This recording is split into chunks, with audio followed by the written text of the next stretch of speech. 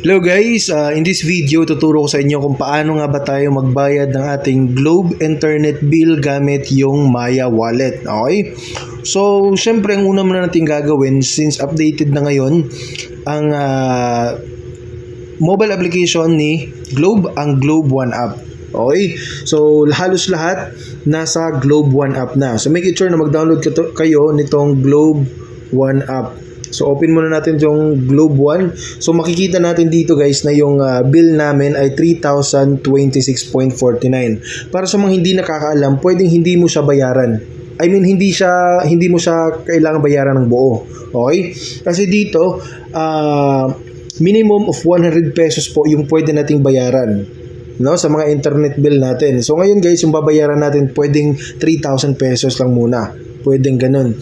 So, paano nga ba magbayad? Siyempre, pumunta tayo dito sa Maya. So, makikita natin yung balance natin ngayon ay 3,026. Pero susubukan natin kung meron bang charge kapag nagbayad tayo dito. So, punta lang tayo dito sa bills at isearch lang natin dito yung Globe.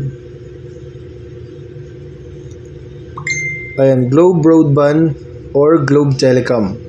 So, ilalagay lang natin dito yung account number, amount, tsaka telephone optional lang, account name, optional lang din. Tapos ngayon guys, yung make sure na yung pipiliin natin ay itong Globe Broadband, okay?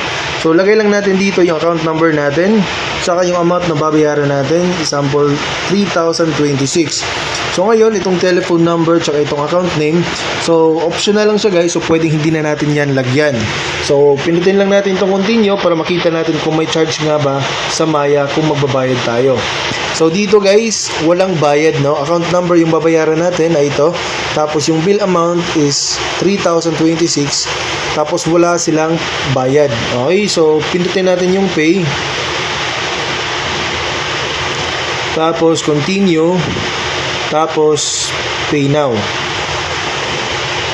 Okay, so payment successful. So sabi dito guys, yung payment daw natin ay magre-reflect after 10 minutes.